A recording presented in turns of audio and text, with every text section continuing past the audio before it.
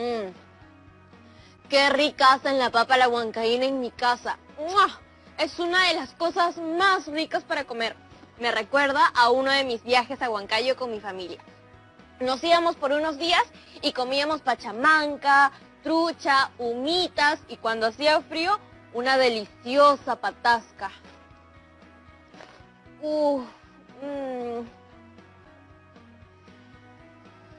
Qué rico está la papa a la huancaína.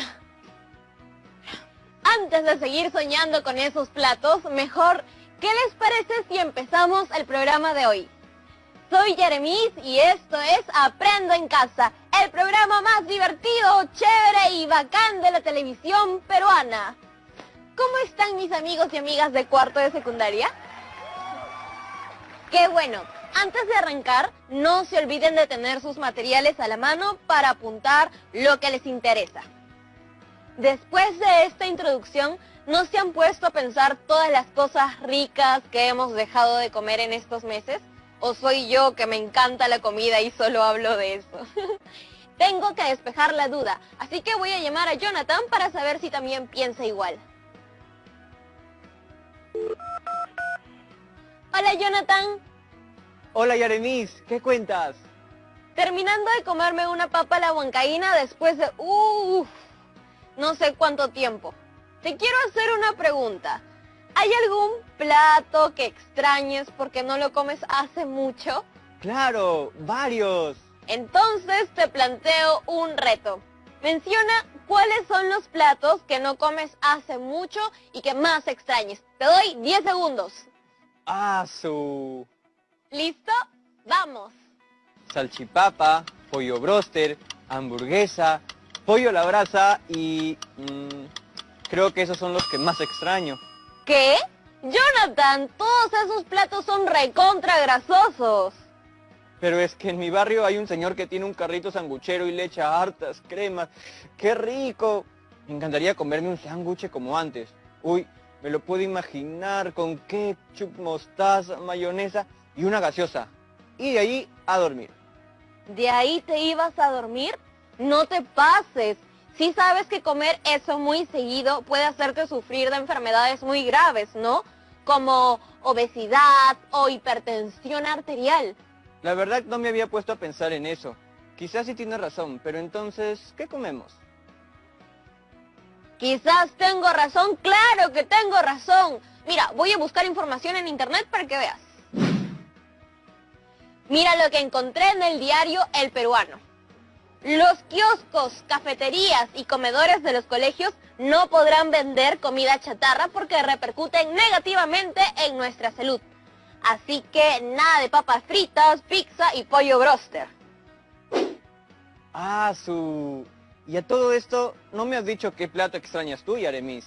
Una rica pachamanca, como lo que hace mi abuelita.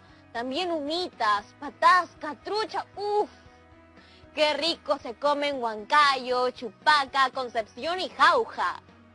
¿Y cómo estás tan segura de que esos platos son sanos? Porque son platos que no tienen nada de grasa. Mira, voy a buscar algo de información sobre la pachamanca.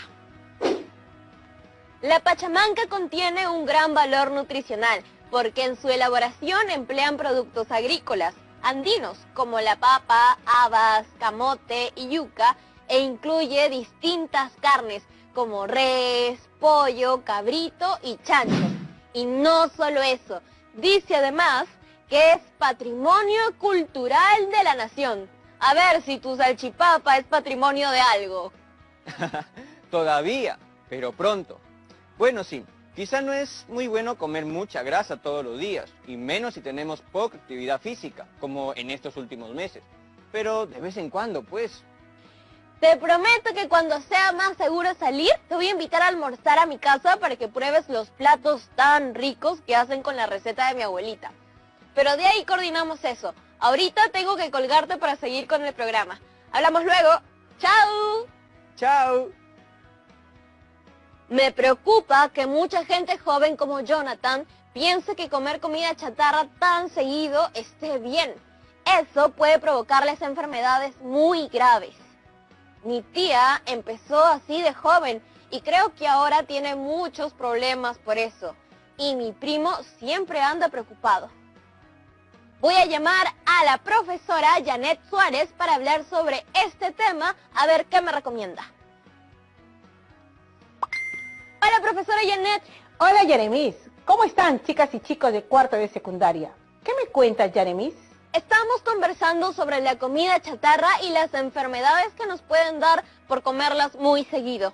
Claro, por ejemplo, la obesidad, que al juntarse con otros factores como consumir mucha sal, alcohol o cigarrillos, puede traer problemas muy graves, como la hipertensión arterial.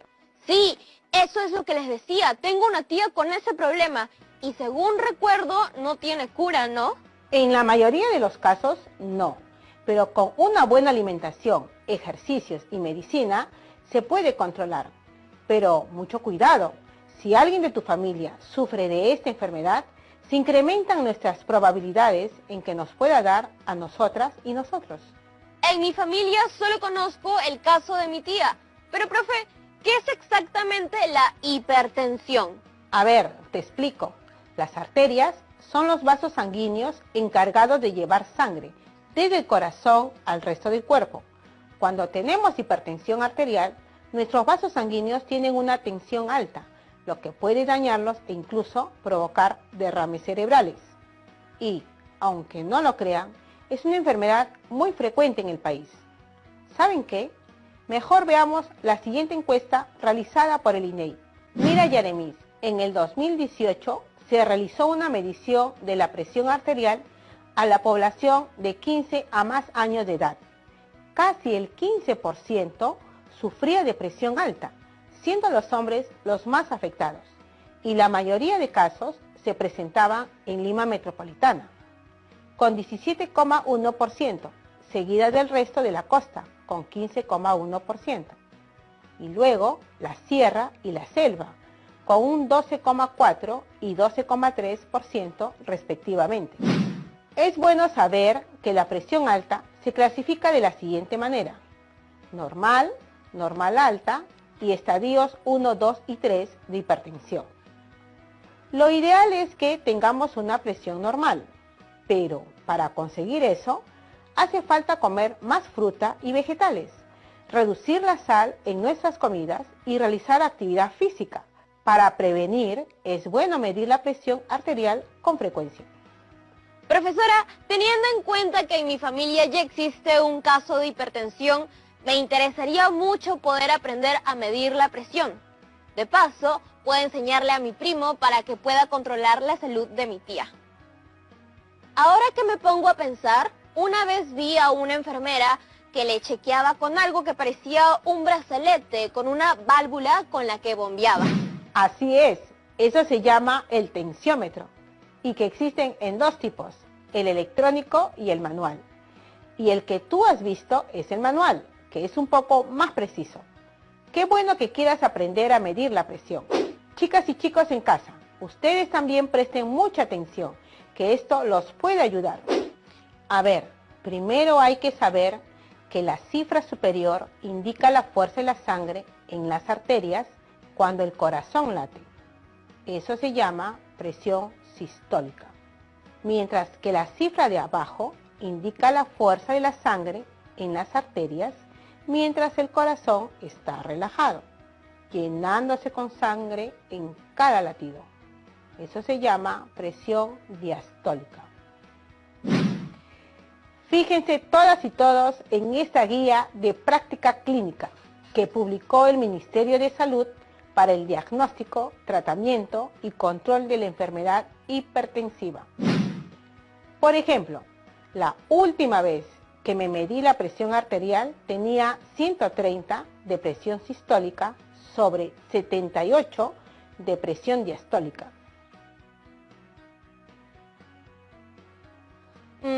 A ver, sistólica es la fuerza del latido, diastólica es la fuerza de la sangre en las arterias. ¿A ustedes les ha quedado claro? Yo aún tengo unas dudas. Profesora Janet, no entiendo cómo se interpreta ese cuadro. No hay problema. Les voy a enseñar a interpretar el resultado de la medida de una presión arterial. Presten mucha atención. ¿Cómo se leen estas expresiones? En el primer caso se lee menor a 120. Es correcto, matemáticamente se lee de esa forma. Pero si nos ponemos a analizar bien la información de la presión sistólica en la categoría normal, ¿qué sucede si de presión sistólica tuvieras 70 milímetros de mercurio? ¿Será normal? Claro que sí, profesora Janet, porque eso es lo que nos indica el cuadro y la lectura de la expresión menor a 120. De acuerdo a la información que encontré en libros de medicina, indican que los valores de la presión sistólica, en la mayoría de los casos, se encuentran entre 90 milímetros de mercurio a 120 milímetros de mercurio. Si se encuentra por debajo del valor de 90 milímetros de mercurio, se denomina hipotensión. Y esto sucede cuando la presión arterial es mucho más baja de lo normal. Esto significa que el corazón, el cerebro y otras partes del cuerpo no reciben suficiente sangre. Con esa aclaración agregaríamos el valor de 90 milímetros de mercurio en la presión sistólica para la categoría normal. Ahora sí, continúa Yaremis. En el segundo es desde 120 hasta 139. En el tercero, mayor o igual a 140. El siguiente es desde 140 hasta 159. Y el último se lee desde 160 a más. Excelente, Yaremis. Lo que acaba de hacer es traducir el lenguaje numérico al lenguaje común. ¿Y qué conocimiento matemático crees que puede ayudarnos a interpretar los resultados de mi presión arterial? Según los datos que vi, imagino que el resultado debe encontrarse entre 120 y 139, así que debe ser a través de los intervalos de números reales. Correcto. Recordemos que un intervalo es un subconjunto del conjunto de los números reales. Es decir, todos los números reales que están dentro de ese intervalo y cuyos elementos están comprendidos entre los valores extremos o sean iguales a uno de los valores extremos. Es decir, que ambas cifras, 120 y 139, podrían considerarse dentro de ese intervalo o ser solamente uno de ellos. Un segundo, profesora Janet. Antes de empezar con esta explicación, quiero preguntarle a mi primo cuál ha sido el último resultado de presión arterial de mi tía. Ustedes en casa pregunten si algún miembro de su familia tiene el dato de alguna medición que se haya hecho, para que juntos podamos medir su tensión arterial. Lo primero es reconocer los tipos de intervalo. Intervalo cerrado es aquel que incluye los valores extremos del intervalo y todos los valores comprendidos entre ellos. Imagínate que estás sentada en un asiento al final del bus. Tú, en tu asiento, imaginariamente representarías ese valor extremo, mientras que el chofer que se encuentra adelante es el otro valor extremo. Entonces, ¿quiénes están en el bus? Todas las personas entre el chofer y yo, incluyendo a ustedes. Muy bien, el intervalo 1 cerrado de A a B incluye los puntos extremos y todos los puntos que se encuentran entre ellos y se denota con abro corchete A, coma B y cierro corchetes. Ahora veamos su notación conjuntista, es decir, la representación escrita del conjunto.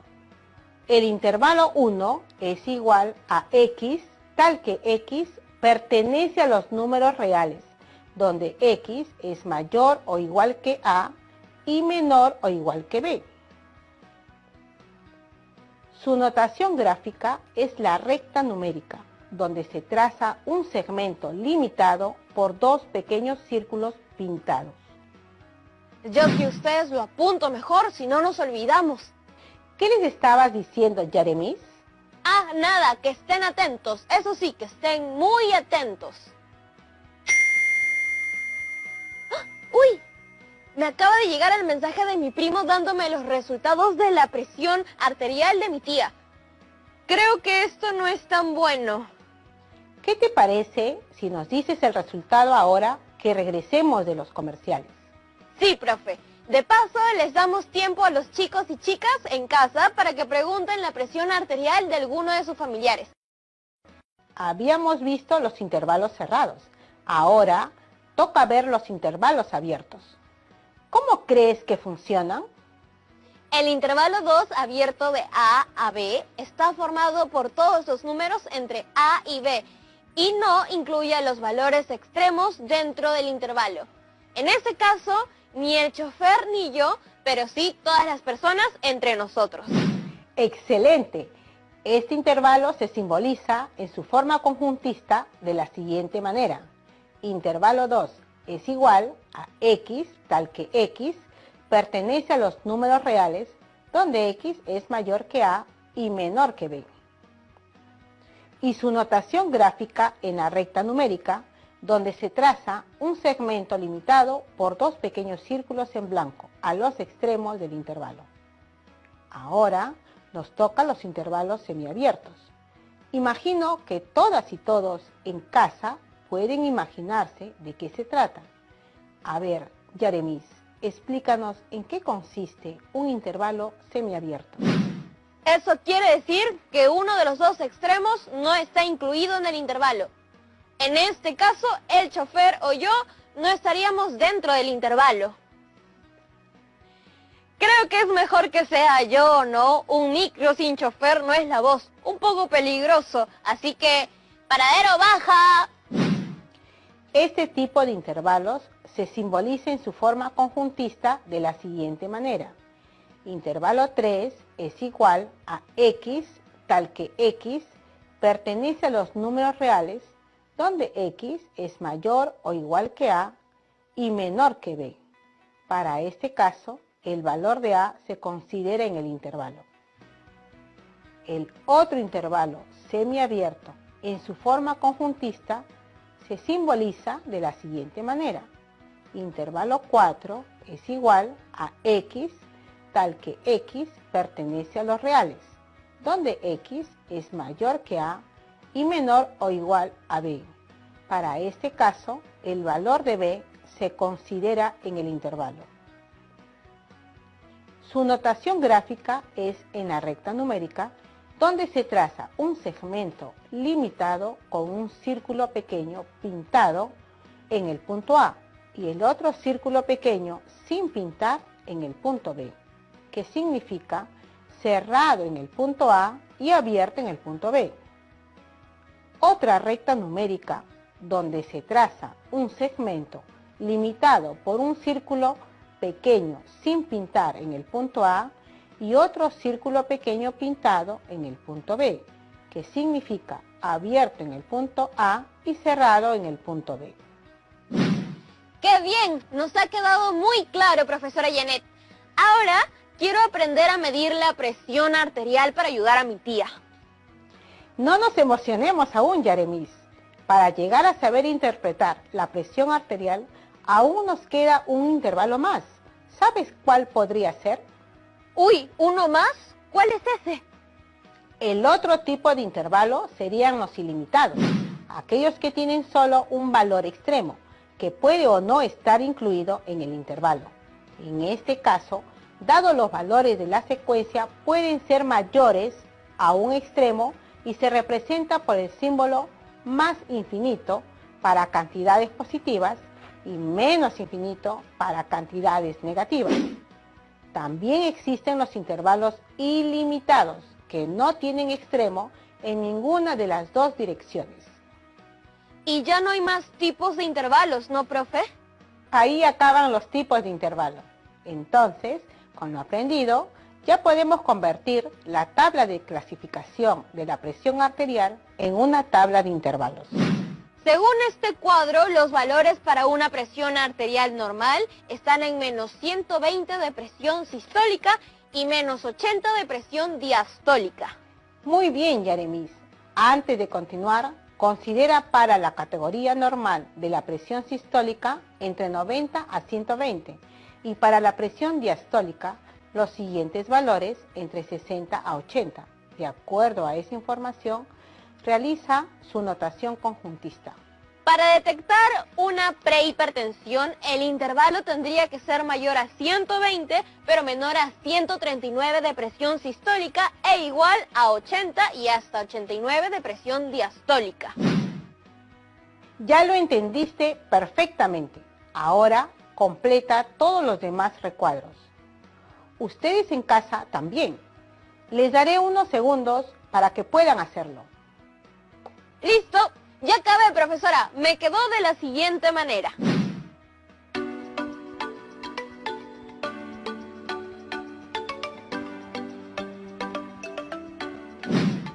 Ahora toca una parte sumamente importante, su representación simbólica y gráfica.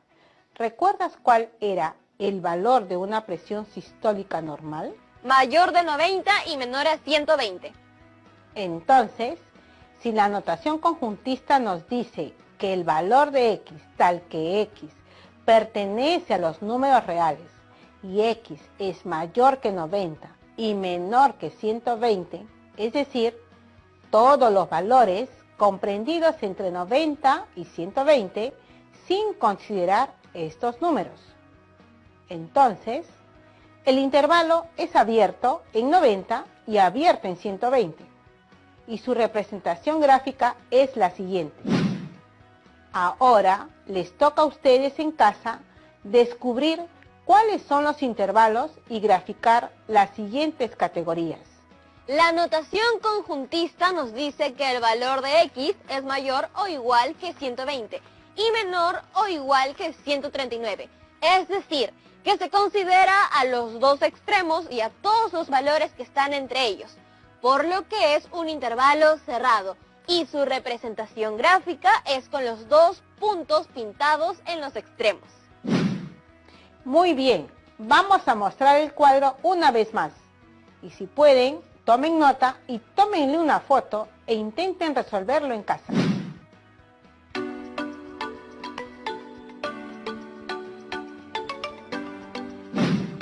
Profesora Janet, usted me dijo al inicio del programa que su presión arterial era 130 de valor sistólica sobre 78 de valor diastólica. ¿Quiere decir que sufre de prehipertensión? Así es, como tú lo has dicho, 130 ya es un valor que se encuentra en la categoría de prehipertensión. Seguramente es por mis antecedentes familiares, pero mi valor diastólico está dentro de la categoría normal. ¿Y se ha chequeado? Claro, lo más importante es hacerle caso a las recomendaciones médicas. Como lo hablamos al inicio, consumir alimentos bajos en sal, pocas grasas, nada de alcohol ni cigarros y tratar de hacer actividades físicas. ¿Recuerdan que hace un rato me llegó el mensaje de mi primo con los resultados de la presión arterial de mi tía?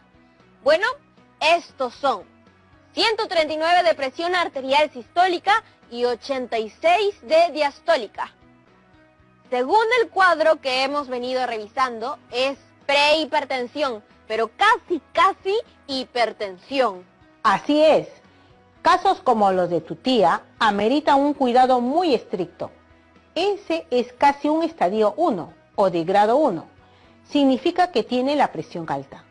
Te recomiendo que converses con tu primo y puedan estar detrás de tu tía. Ella tiene que medirse la presión al menos una vez al mes. Muchas gracias por el consejo. Ha sido muy interesante aprender cómo los intervalos pueden servirte para cosas cotidianas, como la salud de un ser querido. Claro, Yaremis, los intervalos te pueden servir para distintos aspectos de la medicina, como por ejemplo, medir la temperatura o sacar el índice de masa corporal, que sirve para controlar el sobrepeso. ¡Qué bacán lo que dice, profesora! Ahora ha llegado el momento de revisar las preguntas que tenemos. ¿Qué le parece si las leo? Adelante, Yaremis. Este mensaje nos llega desde Apurímac y lo envía Sonia, que pregunta lo siguiente. Quisiera saber cómo se puede calcular el índice de masa corporal. se tiene que dividir el peso en kilogramos entre el cuadrado de la estatura. Supongamos que pesas 45 kilos y mides 1,56 m. La fórmula es la siguiente. Índice de masa corporal es igual a tu peso entre tu estatura al cuadrado. 45 entre el cuadrado de 1,56 nos da 45 entre 2,4336 10 milésimos. Nos da como resultado aproximado 18,49. Ahora vamos a fijarnos en la tabla del índice de masa corporal y tú me vas a decir en qué rango estás. En el caso de la categoría peso normal, ¿cómo lo expresarías? A ver, el índice de masa corporal va desde 18,5 hasta 24,9. En notación conjuntista quiere decir que X es igual o mayor a 18,5 y menor o igual a 24,9. Esto es un intervalo cerrado y su representación gráfica se da de la siguiente manera.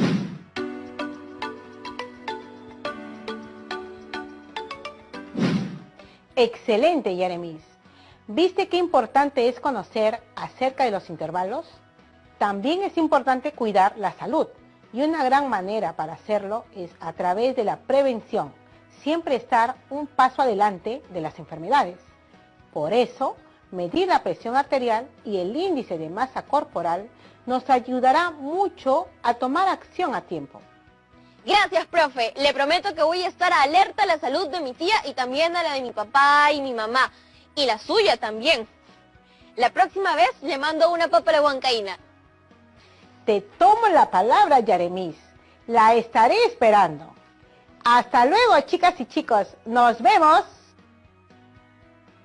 Ahora repasemos rápidamente lo que vimos hoy. Aprendimos a establecer relaciones entre datos que encontramos en situaciones cotidianas y las transformamos a expresiones numéricas, como intervalos. Aprendimos sobre los tipos de intervalos, cerrados, abiertos, semiabiertos e ilimitados. Recordamos el lenguaje conjuntista y cómo graficar intervalos. Pero sobre todo, lo más importante es que aprendimos que los intervalos y las matemáticas nos sirven para cosas tan importantes como la salud, midiendo el índice de masa corporal y la presión arterial. Como la profe dijo, la matemática está presente en todo. Para terminar, quiero dejarles un reto. Teniendo en cuenta la fórmula aprendida, IMC es igual a peso en kilos entre la estatura en metros elevado al cuadrado, para así calcular el índice de masa corporal de los miembros de tu familia. Recuerden siempre registrar todo lo aprendido en su mejor aliado, el folder de trabajo.